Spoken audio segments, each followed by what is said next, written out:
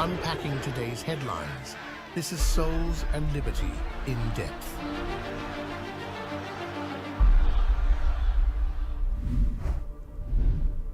Hello, everyone, and welcome to In Depth, the production of Souls and Liberty. And boy, do we have a topic for you today.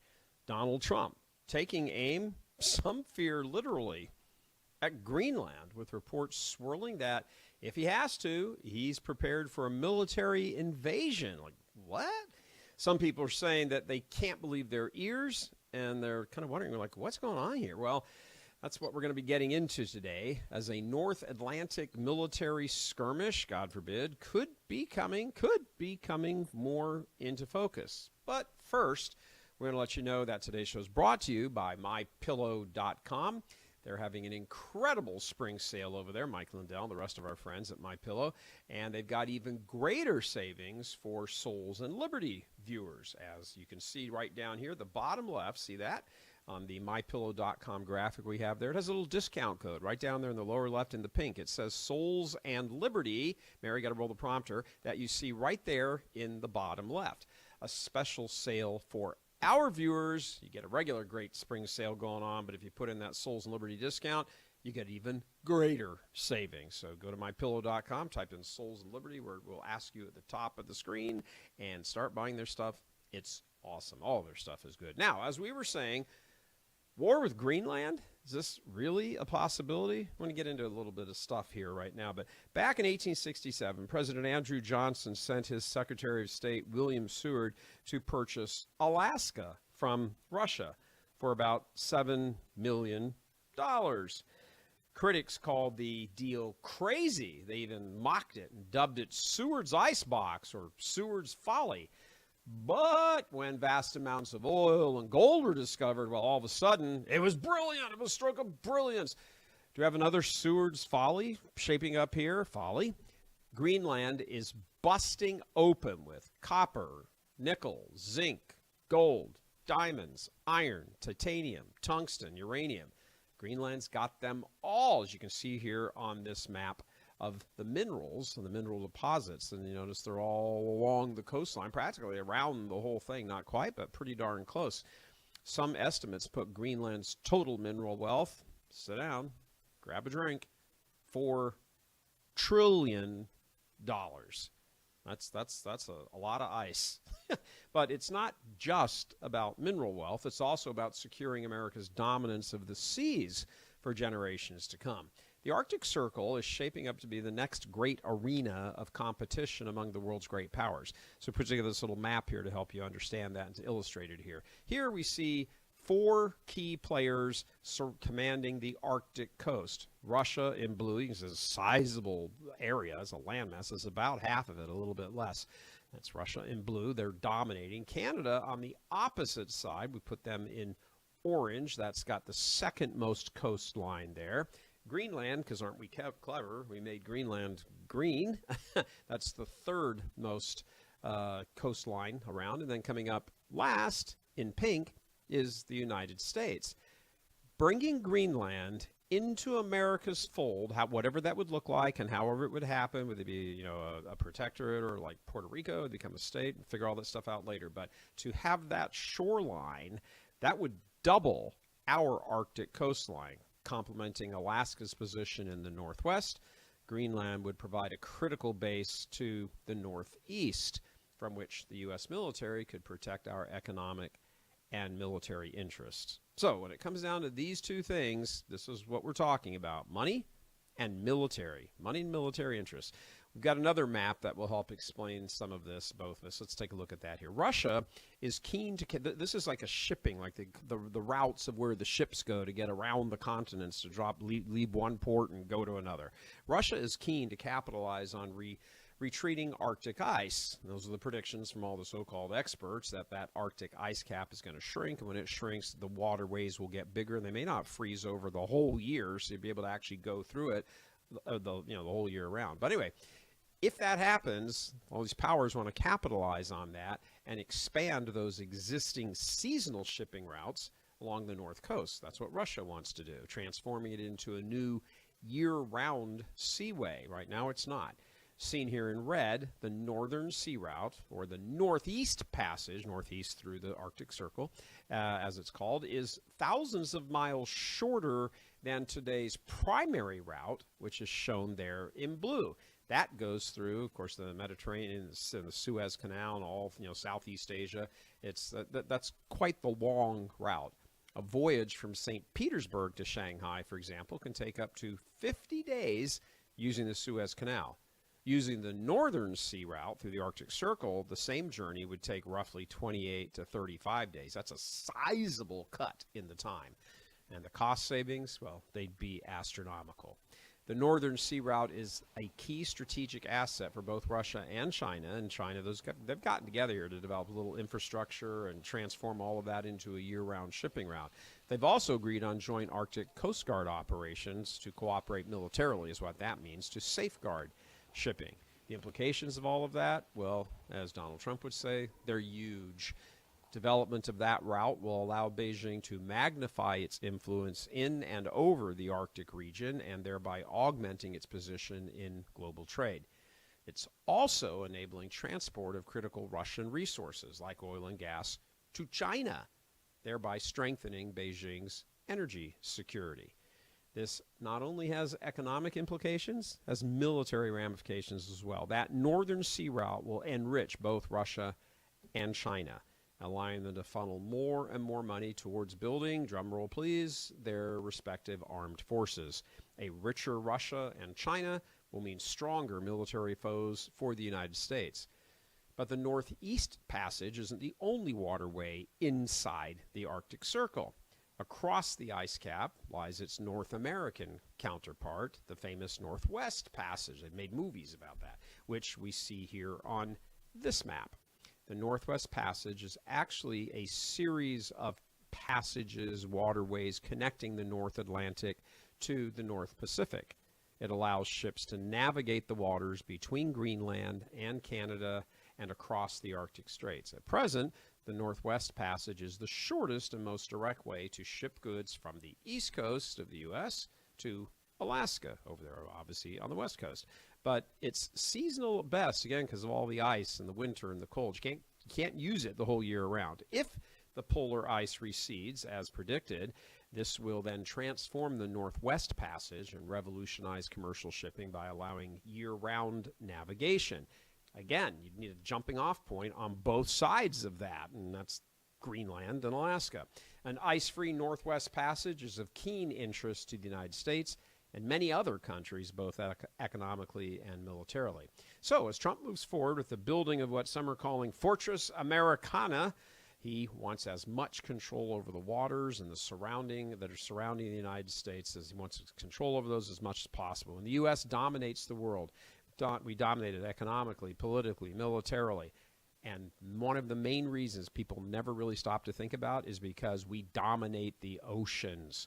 Without the U.S. Navy keeping order, there would be chaos on the high seas. Whoever commands the water commands the world. A little nifty way to think about that. Russia knows it, China knows it, and so does Trump, which is why he's so intent on bringing Greenland closer, maybe even into the Union. So there's the whole layout of everything, and joining us now to talk about all of this in greater detail is U.S. State Department spokesperson Tammy Bruce. Tammy, thank you for joining us very much. Appreciate the time. How you doing? Very well. It's my pleasure to be on with you on this great new show. It's tremendous. You rock, Tammy. Thank you. Enjoyed your time on Fox when you were there as a contributor. Let's talk money first, Tammy. How important to the U.S. is that kind of resource wealth? $4 trillion worth of wealth? Needless to say, it could go a long way to not just helping our economy currently, but in paying down our huge debt. So $4 trillion is nothing to sneeze at. And I can go on. I can. Yeah, please do. Please do, Tammy. So I'm going right over here to this article that is timely, perfectly for today. Did you know that over 1,000 years ago, the Viking leader Eric the Red discovered a new land after being exiled for murdering his neighbor? To entice his fellow Vikings to settle the icy land, he called it Greenland, highlighting its more hospitable southern and western coasts. The settlers took the bait and struggled but endured. And today, Greenland's value needs no exaggeration. Its mineral wealth, as you discussed, is well understood, certainly by some in Washington who seek to acquire the island, which is right now a Danish territory. Some of the same voices tell me when you want me to stop. Some of the same voices also promote Greenland's military value, and which is what we're discussing right now. Yeah, we'll want that. We'll want that, Tammy, all that information, because this interview part is approximately 20-25 minutes long. So we need to keep hearing from you and us and you and me going back and forth for about 25 minutes. So we have an actual hour-long show when we're done. So good. Yes, that's tremendous. I mean, Leif Erikson. I mean, haven't heard him since middle school history. Absolutely. So we have to look at today. We always have to look back in history and see where we are today. So continuing, some of the same voices also promote Greenland's military value, which I said a minute ago. So gaining political control of the island may, in fact, be a bad deal for the United States. But Washington cannot afford to ignore Greenland's importance to Arctic and North Atlantic security. I don't understand that, so I'll have to reread that. But going forward, the 2024 Defense Arctic Strategy of monitor and respond is insufficiently resourced for competition and not viable for conflict. A geostrategic view shows that the United States should view the Arctic as a connective region with important military ramifications also for Europe and the Indo-Pacific, rather than as a separate theater. The U.S. should reimagine its strategic framework to view its geostrategic position as a large, quote-unquote, line of contact extending from the South China Sea over the Arctic to the Black Sea. Greenland is a linchpin in this framework, providing basing and sensor opportunities permissible by the 1951 Defense of Greenland Treaty with Danish concurrence.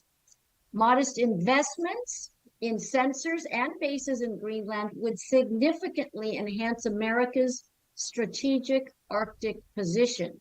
Well, Tammy, I think that stuff schools actually is the very topic I wanted to get to. I want to shift gears to all of these strategic priorities. I'm taking it you would propose that these are the most important concerns over and above even $4 trillion worth of gold and copper and zinc and everything else in the ground, right? Is that what you're proposing from American interests? Yes, that's exactly what we're proposing. Again, is revenue and money important for the United States? Short term, even long term, yes. That's what most people think about when we think about these things. However, again, as mentioned previously, President Trump has a long-form view to the future. The United States is not meant to be around for decades. We want to be around as a positive force for the next minimum 100 years. So generations right now think of me right now. We need to think forward for the generations to come, our children, our grandchildren. Well, I think it's important to understand that in this environment of globalism, and what is globalism? Globalism is this overarching political philosophy and activity meant to, rein in U.S. views on the world and prosperity and all of that. They're communist bastards. We're about freedom and all of that. Hopefully begins to get realized more and more, rooted in natural law. But for the time being, this really is kind of an oligarchy versus capitalism. So, there's all this constant BS and propaganda flowing out of the EU and everything else. And something to really take into account is the question of how would Trump and the White House and his team go about achieving these goals? I mean, the first question is, of course, the control of Denmark. I mean, this isn't just Greenland sitting there going, hey, yeah, we're going to vote for you, and here we are. I mean, Denmark, whatever that relationship is between them, it's a protectorate, it's a colony, they're colonizers. The likelihood, what is the likelihood from, states, research and all of that the Greenlanders themselves are down with all this? And before we get to that, I want to put up a few graphics here to sort of see, like, who are the Greenlanders? What are we talking about here? And it's really, we've just plopped the graphic up here on the screen. It's pretty kind of alarming stuff, actually. First of all, there's only about, 56,000 Greenlanders. I mean, this is the size of like Cheyenne, Wyoming, as far as population. So let's look at all these things that are pretty miserable. So starting with the poverty rate, after 100 years as a colony of Denmark, the island remains economically underdeveloped, with, you could almost say undeveloped, with nearly 1 in 5 residents living below the poverty level, 17.4%. That's the highest in the whole Nordic world. More people living below the poverty rate. That's horrible. The nation has a stubborn, sky-high high school dropout rate. Pre-COVID, more than half the country's students failed to graduate. I mean, think of these statistics if you were to overlay them across America. I mean, we would be out of commission and, within a generation. Greenland struggles with crises of domestic violence and child sex abuse. And according to recent numbers, 41% of young women and 33% of young men report experiencing violence in their childhood home.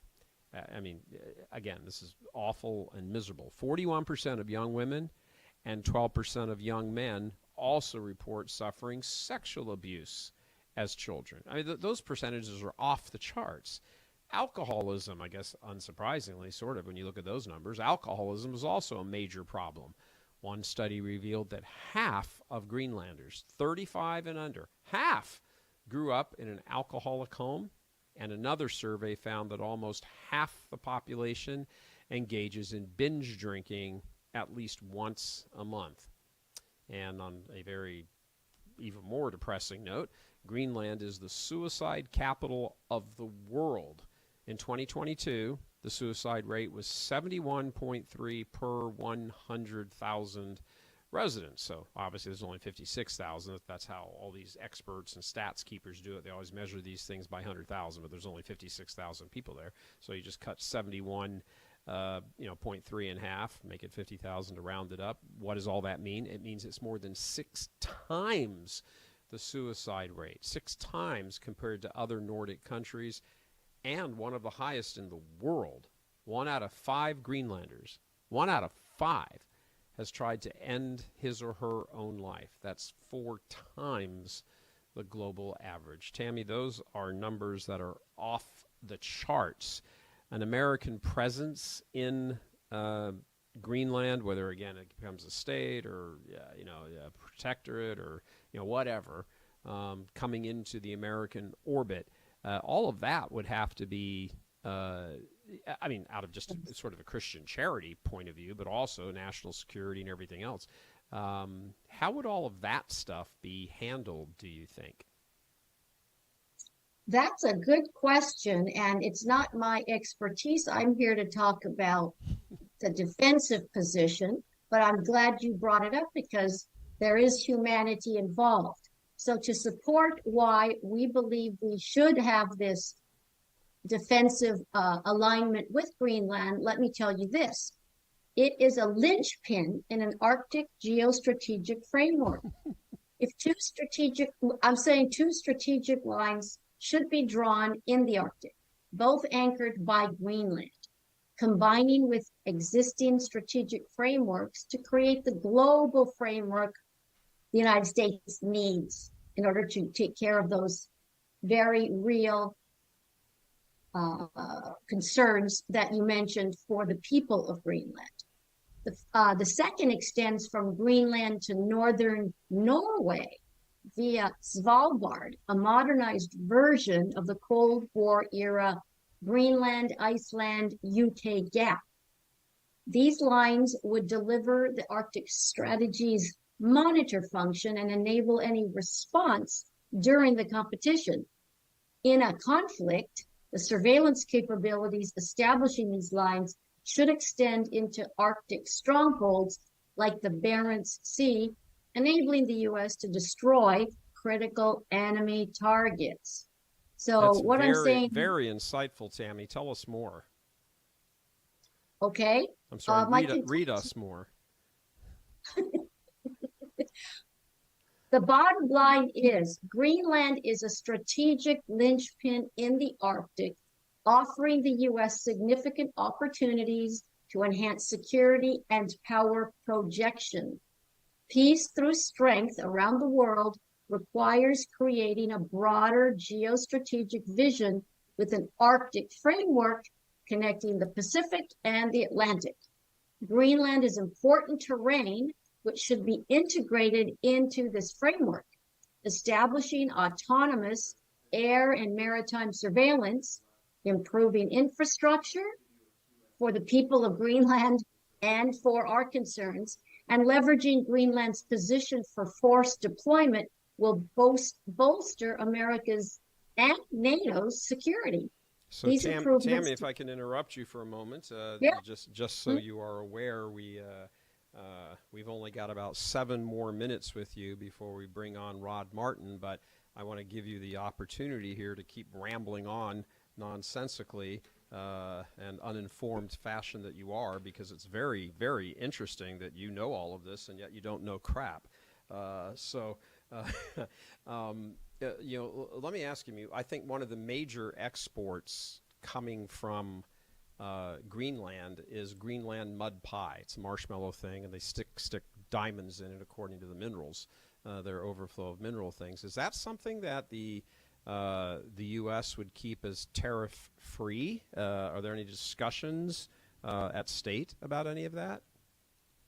If they were working with us or we're in true alignment with them, there would be no tariffs involved. And so now, because you've started that nonsensical stream of consciousness, I'm going to go back to reading. It's very informed.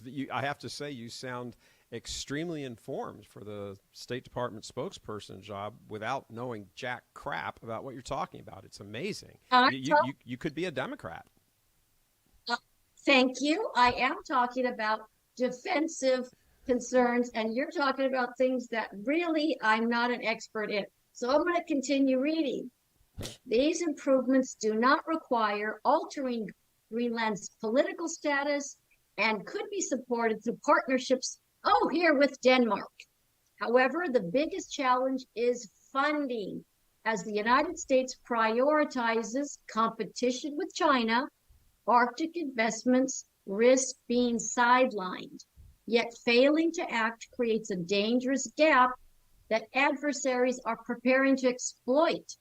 American cost-effective investments now is the strategic potential of Greenland and can secure a dominant position in the Arctic, simultaneously protecting the homeland and global interests.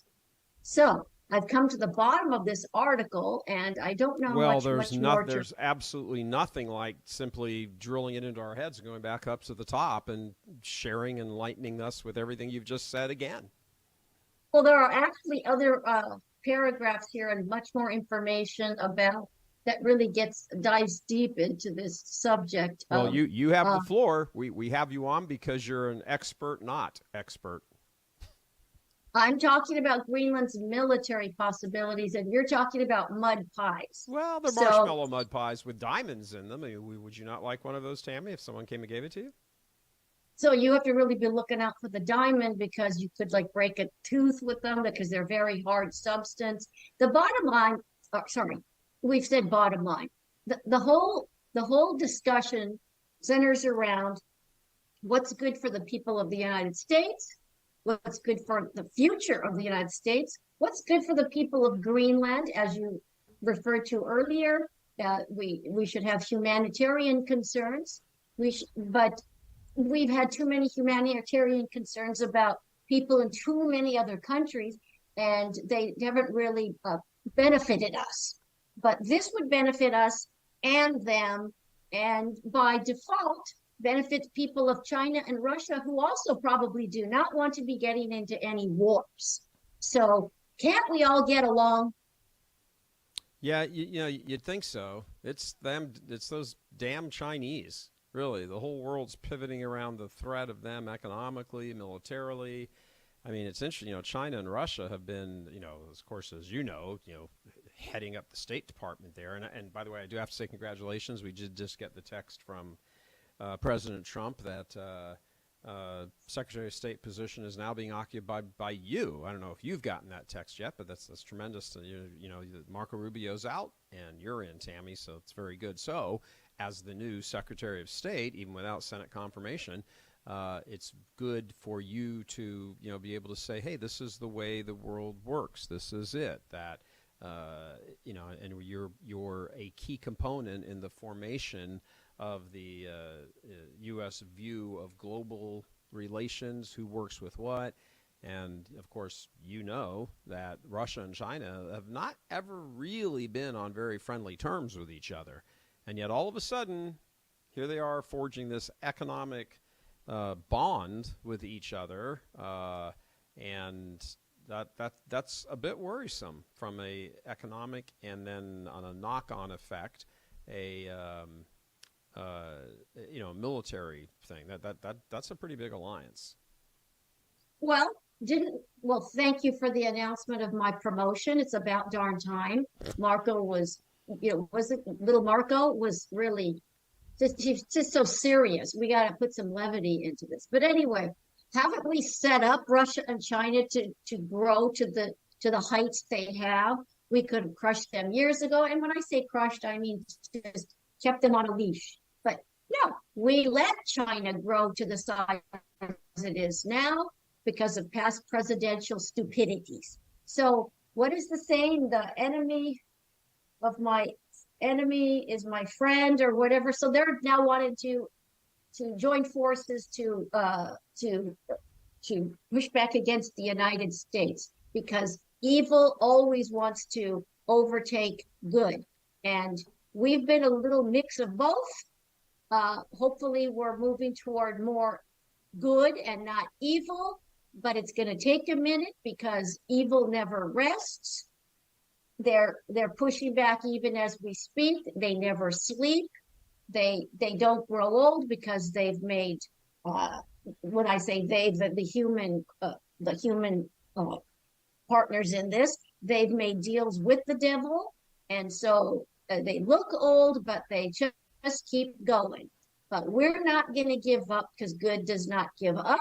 So part of our strategy is this chess game of countries and land masses and coastlines and money and minerals and defense. Well, Madam Secretary, I don't want to cut you off, but I'm going to cut you off. Actually, I do want to cut you off because you know, you're done, and I'm not even sure what the hell you're talking about. So, and certainly our viewers are. I mean, we're getting my phone's blowing up here with like, what the hell is she talking about? So, we really do appreciate that with all your coastlines and your diamond stuffed marshmallow, I don't know, cakes and stuff. Very, very great. Your insights, as usual, are a complete waste of everybody's time. We appreciate your time, however. So thank you very much for coming on. It's been great. Thank you. Don't call again. Thank you. All right. So thank you. At first glance, it would seem that a massive injection of American optimism, not to mention American cash, would appeal to Greenlanders. But owing to leftist propaganda in the media, well, that may not be the case. Greenlanders might have been partially brainwashed. Before we get to that, however, there's a migration of patriots that's happening all across America, all across the United States, as many flee, understandably, from blue states to red states. I'm one of them. If you or someone you know is thinking of joining the mass exodus from blue to red, here's a great way to support Souls and Liberty in the process. So, if you want to buy or sell a home anywhere in the U.S. or Canada, or you have a family member, loved one, friend, whoever who's also in the market to buy or sell or is moving, please contact Real Estate for Life. We've got their information right there on the screen right now. They have over 1,400 faith-based agents, experienced agents to assist. And here's the big part, at no cost to you. And those agents take a percentage of their commission and they assign it, again, at zero cost to you. You don't lose anything of yours. You don't have to pay more for nothing. They get their commission. And part of the deal that's worked out here is that they sign over part of their commission to us here at Souls and Liberty. There's 3 easy ways to contact them. I've got it all up on the screen there for you. So you can do it by email, info@realestateforlife.org. If you want to talk directly to somebody, you can dial that 877 number, 877-543-3871, where nobody will answer and say press 1 for English. Or you can send a text to 248-431-1440. Again, they support pro-life. That's what Real Estate for Life means. We obviously are a pro-life organization, talk about it all the time. And if you're doing a purchase or a sale or both, they'll get you the agent who will give some of his or her commission, their money, not yours, to us here to help us continue. So right now, I want to turn our attention to our next guest, Rod Martin. He's a Christian, patriot, anti-communist, political analyst, tech entrepreneur, and dare I say, guru of the Greenland debate. Rod, it's great to see your name on the screen again and not you. Thank you very much. It's a pleasure to be back, Gary. It's always a pleasure to be back with me. I understand that. So thank you for saying that.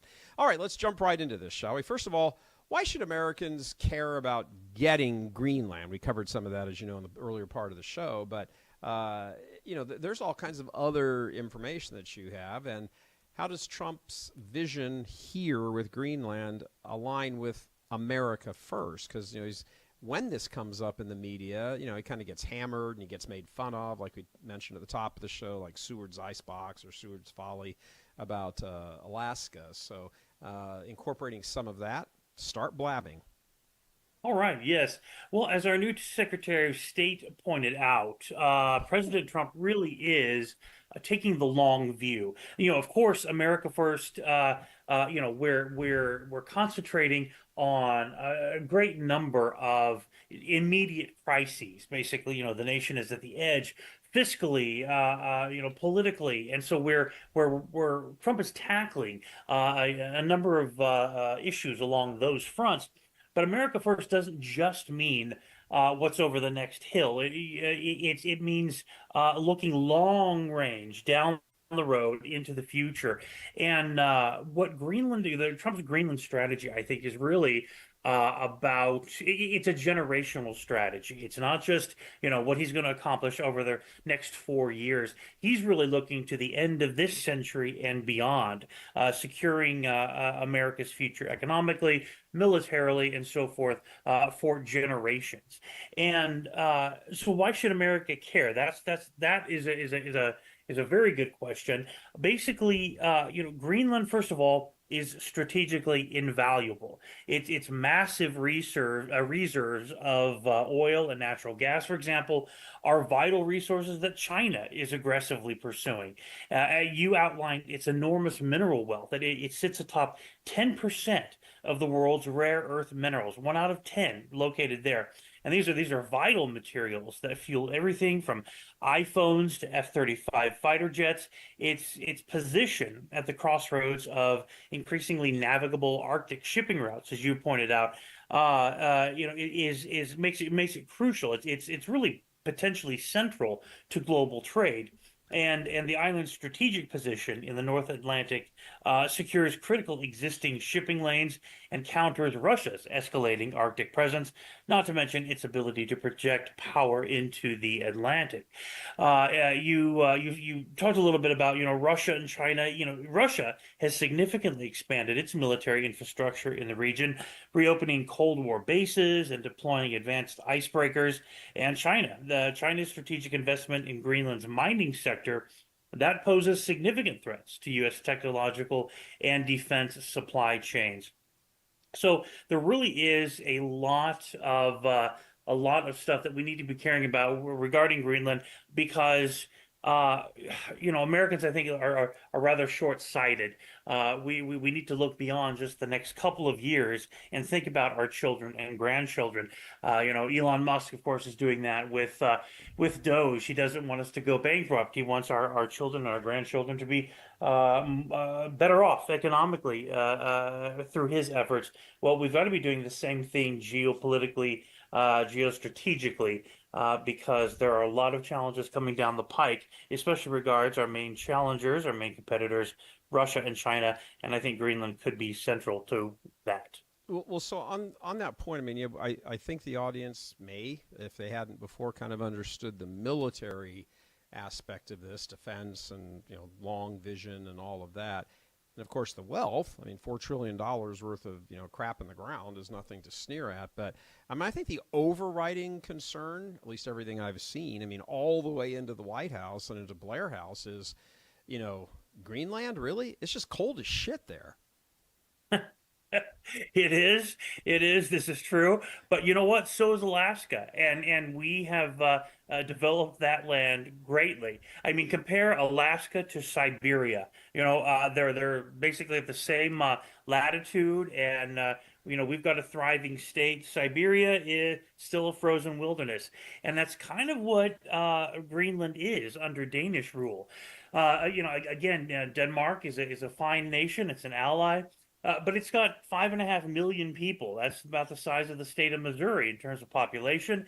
Economically, it's well off, but it doesn't have the capacity to invest and develop the island as we do, basically. I mean, we could really turn Greenland into a thriving economic zone, and it would be good not just for us, but for the Greenlanders themselves. They would Quick question along that line, as far as economic development in Greenland. I haven't done enough research to know. Perhaps you have, but are there elevation levels that would make it ideal to turn it into sort of a winter wonderland ski resort with little chateaus all over the place and skiing, or is it just one big piece of flat Ohio crap?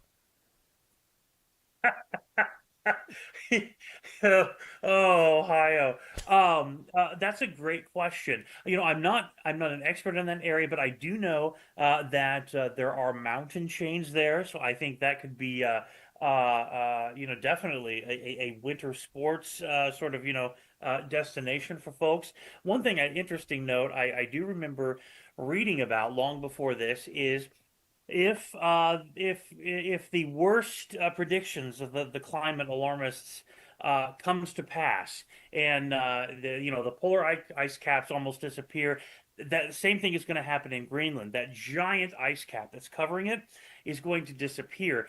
And because that ice cap has been weighing down on Greenland for thousands of years, it has literally compressed and depressed the entire central region of the country. So if it were to melt, basically, there would be an enormous freshwater lake, one of the largest sources, if not the largest source, of fresh water in the world, basically at the heart of the island. Just kind of an interesting aside there. But yeah, I mean, Asking on that, Rod, it's kind of strange, isn't it, that there's been is that why there's been these secret flights from the Pentagon dispatched at Trump's orders, and Pete Hegseth's carrying it out, to that they're like flying over that giant ice cap with blowtorches? I mean, is that what they're trying to do? It may well be. Trump is always 10 steps ahead of us.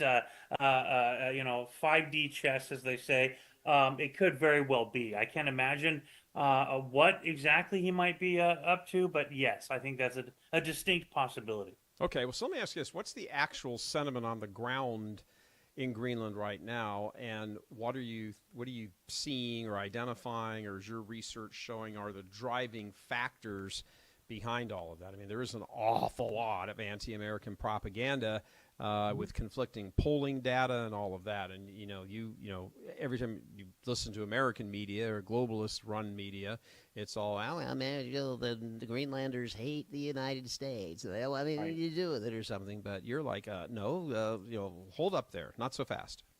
Right, exactly. Well, I would say currently, the current situation is that yes, a majority of public sentiment in Greenland is against statehood, against the United States taking over sort of as the new colonial masters. They don't want to replace Copenhagen with Washington. However, a lot of that is driven, as you said, by this anti-American leftist propaganda, which just fills media, both domestic media there in Greenland and international media. Um, it's interesting. Yeah, there have been conflicting polls that have come out. Typically, a poll that was conducted by Denmark showed that 85% of Greenlanders reject any sort of deal with the United States. But then, shortly after that, we had a different poll. A different poll came out that found 57% of Greenlanders favor joining the United States, whatever quote unquote joining means. And that's interesting. Young Greenlanders, especially those aged 18 to 40, they seem particularly interested in becoming part of the United States, seeing it as an avenue for greater prosperity and freedom. Yeah, And they don't want to interesting. wind up on that stat sheet we showed earlier in Oh, the show. exactly. Binge drinking, Right. suicide ideation, homeless, poverty, sex abused people.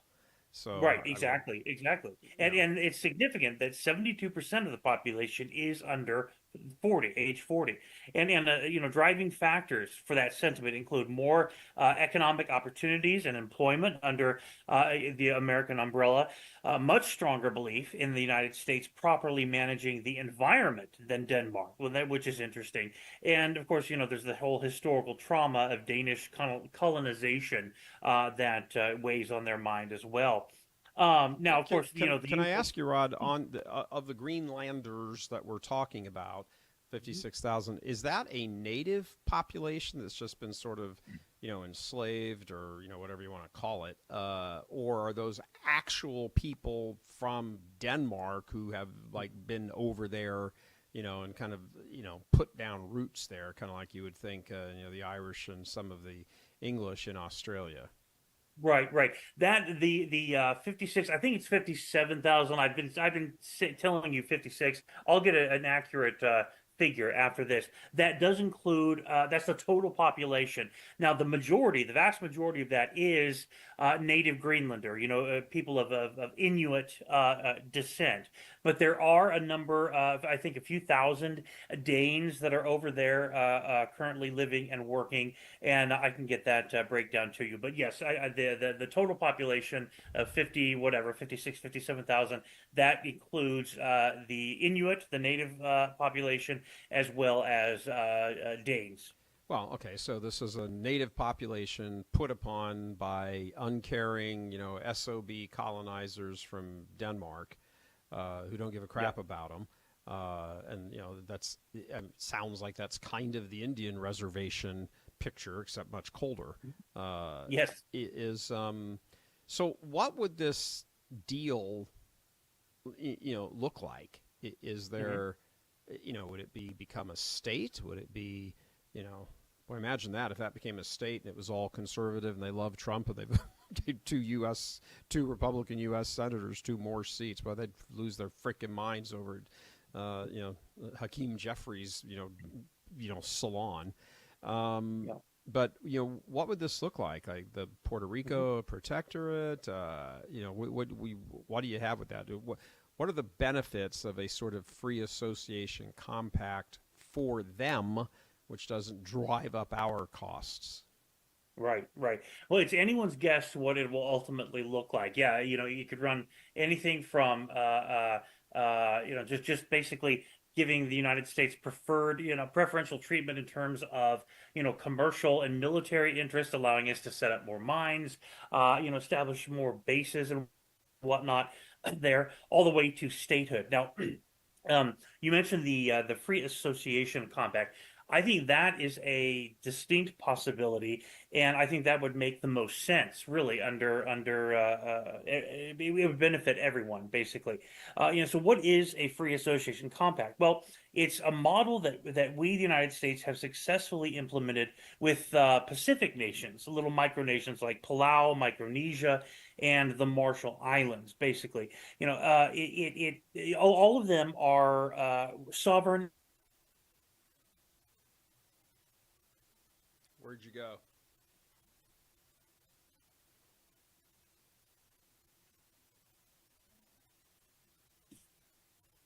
The internet's on here. I also can't hear him, or, well, no, Stephen, I can't hear him. Carmen's chiming in, so it's not us, it's Stephen. Just subtract this time from his thing and act like he's still talking. Okay. Can He's you hear back. me now? Yes, we can hear you now. Can you hear us, Stephen? Hello. Yes. Can you hear me now? Yes, we can hear you now. You keep cutting in and out. Okay, alrighty. Independence is expensive, and for a country to be independent, it has to establish a military, build and staff embassies, and pay for its own welfare system. And a country of 56, 57,000 people, that's going to be a huge burden. Basically, Denmark currently supports Greenland. It subsidizes it to the tune of $1 billion annually.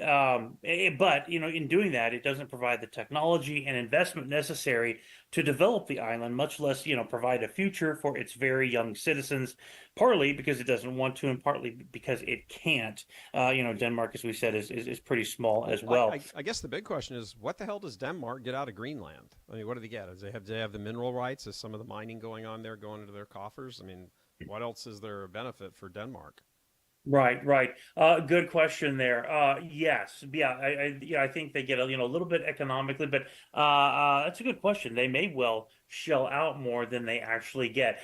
Honestly, I think part of it is just the legacy of empire. Not that the Danes were ever, there was never some great Danish empire, but they had overseas holdings, and Greenland is sort of the crown jewel in their colonial legacy, much like India was with Britain. And so I think that explains part of the reason why they are reluctant. India had people and Greenland doesn't. Right, exactly. Yes.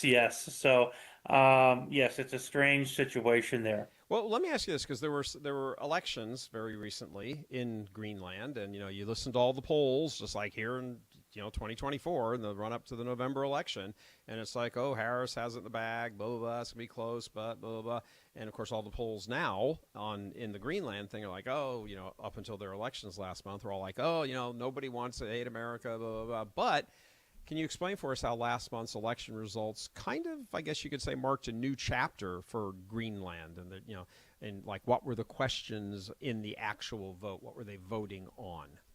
Yes. All right.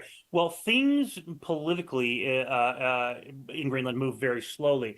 Since 2009, they passed basically a referendum that would allow them to declare unilateral independence from Denmark, at some point in the future. Okay, that was seen as a big step forward, but nothing happened after that. Now, I believe whatever happens, there's the controversy that Trump has stirred up. That is responsible for really kind of lighting a fire under the Greenlanders. What happened last month is very interesting. It basically, in the election, the island's outgoing government, led by a leftist, anti-American Inuit party, they took a hard line against Trump. They were voted out of power. And it really was seen as a big upset. The Greenland Democratic Party, more than tripled their vote share from the previous election. They went up from 9% to 30%. And their likely coalition partner has secured another quarter of the vote. One of its most prominent leaders has been vocally pro-American and even attended Trump's inauguration. Now, the parties have not taken so strong a pro-U.S. stand, but they're center right, pro-business parties, pro-business coalition that favors independence from Denmark and economic development that the Danes can't or will not provide. Well, if And they kick the Danes out, I presume that means they're going to kick out their $1 billion also, whatever that gets used right, for. Well, right. I mean, since there's nothing going on with the Greenlanders, I mean, don't they just say bye, Denmark? Hi, Hmm. Donald Trump. Yep. Right. That's the thing. That's the thing. It's, I understand the sentiment, the sort of, there are patriotic Greenlanders, just like there are patriotic Americans, and a lot of them relish the idea of Greenland declaring independence, standing on its own 2 feet as a sovereign nation. That's perfectly understandable. But the reality is, yes, they only have 57,000 people, and if they lose Denmark's 1 billion a year subsidy, that's going to make a huge impact. Let's remember that 72% of Greenlanders are under the age of 40. These are young people. They're looking for economic opportunities and whatnot, but job opportunities there are very limited, and the island cannot afford to lose any really of its 57,000 people to immigration. Someone has to provide the technology to develop the island and the investment to create that future. It's not going to be Denmark. It hasn't been the EU.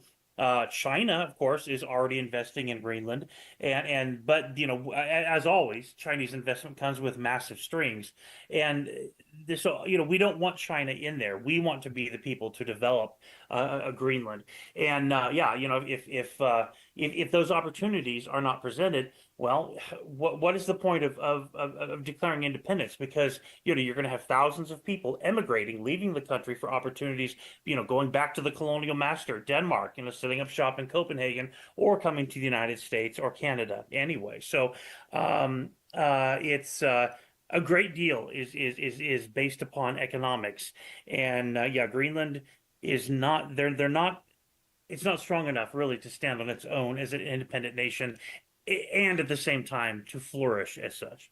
Yeah, no, it seems like a good analogy. Can the baby survive on its own in the crib?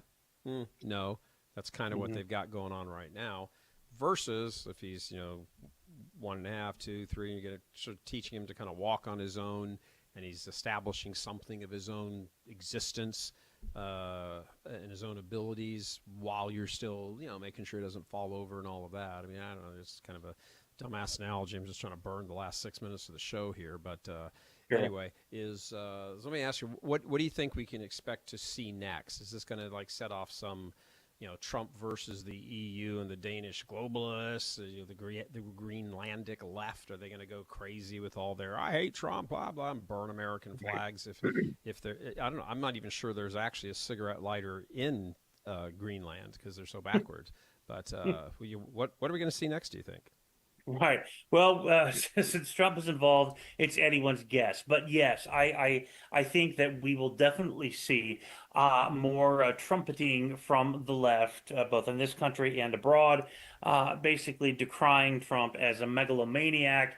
Someone who's we'll see a lot of comparisons, of course, to Hitler's takeover of Austria, the first country that came under his boot. That kind of thing, I think, is to be expected.